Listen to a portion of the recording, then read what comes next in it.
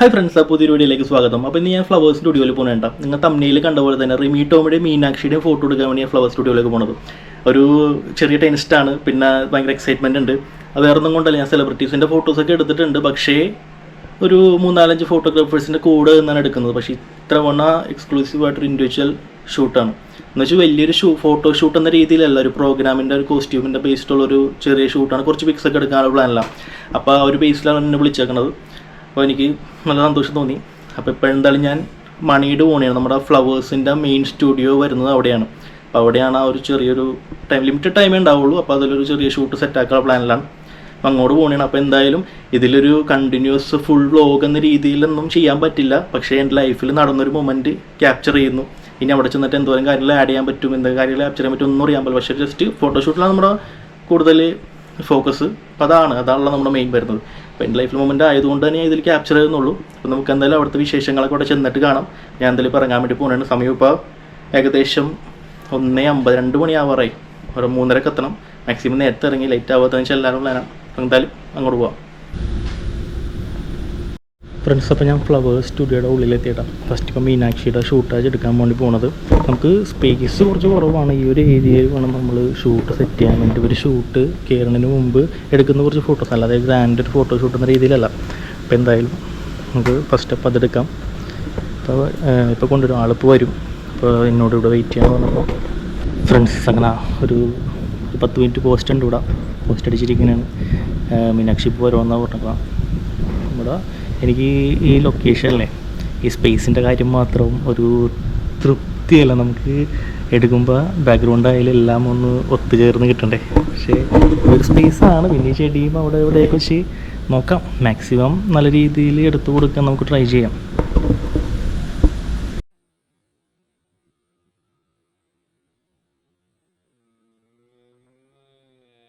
Friends അങ്ങനെ മീനാക്ഷിയുടെ shoot കഴിഞ്ഞിട്ടാണ്. ഇപ്പോൾ ഈ ഒരു സ്പേസിൽ എനിക്ക് പറ്റുന്ന രീതിയിൽ ഞാൻ ചെയ്തിട്ടുണ്ട്. പിന്നെ വ്ളോഗിന് ഞാൻ ചോദിച്ചില്ല. പിന്നെ അവർ ഷൂട്ടിനൊക്കെ പോകുന്ന തിരക്കിലായതുകൊണ്ട് ഞാൻ വ്ളോഗ് ഞാൻ ചോദിച്ചില്ല. ഫോട്ടോ എടുത്തു, സെൽഫി എടുത്തു, രണ്ടും എടുത്തിട്ടുണ്ട്. പിന്നെ അടുത്തത് റിമി ചേച്ചിയുടെയാണ്. എന്തായാലും ഷൂട്ട് പോകാം.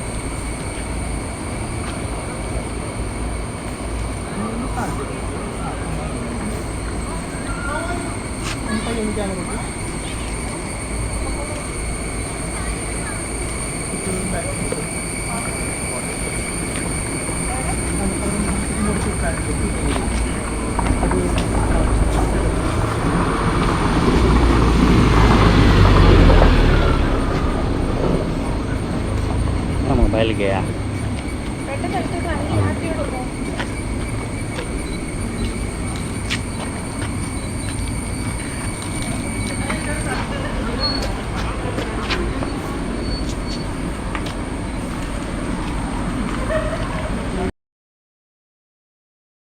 ഫ്രണ്ട്സ് അപ്പോൾ നമ്മുടെ ഷൂട്ട് കഴിഞ്ഞിട്ടാണ്. അപ്പോൾ കുറച്ച് ബിസി ആയിരുന്നു. ഷൂട്ടിൻ്റെ ഇടയ്ക്ക് വന്നുകൊണ്ട് ആ ഒരു തിരക്കുണ്ട്. അപ്പോൾ നമുക്ക് ടൈം ഭയങ്കര ലിമിറ്റേഷൻ ഉണ്ടായി. എന്നാലും അത്യാവശ്യം കുഴപ്പമില്ലാത്ത രീതിയിൽ അത് ഞാൻ ക്രിയേറ്റ് ചെയ്തിട്ടുണ്ട്. ഇനി ബാക്കിയപ്പോൾ എഡിറ്റ് ചെയ്തിട്ട് ഞാൻ പോസ്റ്റ് ചെയ്യാം.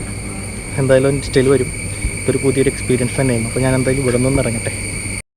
ഫ്രണ്ട്സ് അങ്ങനെ ഷൂട്ട് കഴിഞ്ഞ് വീട്ടിലെത്തി ഒന്ന് ഫ്രഷായി ഫോട്ടോസൊക്കെ കോപ്പി ചെയ്ത് അത്യാവശ്യം നല്ല ഫോട്ടോസൊക്കെ കിട്ടിയിട്ടുണ്ട്. ഇനി അത് എഡിറ്റൊക്കെ ചെയ്ത് നോക്കണം. എന്തായാലും നല്ലൊരു പുതിയൊരു എക്സ്പീരിയൻസ് ആയിരുന്നു. പിന്നെ ഒരു പറഞ്ഞതെന്ന് വെച്ചാൽ ഇങ്ങനെ നമ്മൾ ബ്രേക്കിനിടയ്ക്ക് ഷൂട്ട് എടുക്കുമ്പോഴത്തേക്കും അത്രയും ടൈമേ കിട്ടാറുള്ളൂ. അപ്പോൾ അതുകൊണ്ട് തന്നെ ടൈം ലിമിറ്റേഷൻ എനിക്കൊരു പ്രശ്നമായിരുന്നു. കാര്യം നമുക്ക് വർക്ക് ചെയ്യാനുള്ളൊരു സ്പേസ് എനിക്കവിടെ തോന്നിയില്ല. പക്ഷേ കുറഞ്ഞ ടൈമിൽ എടുക്കാൻ പറ്റുന്നതിന് മാക്സിമം എടുത്തിട്ടുണ്ട്, സെറ്റാക്കിയിട്ടുണ്ട്.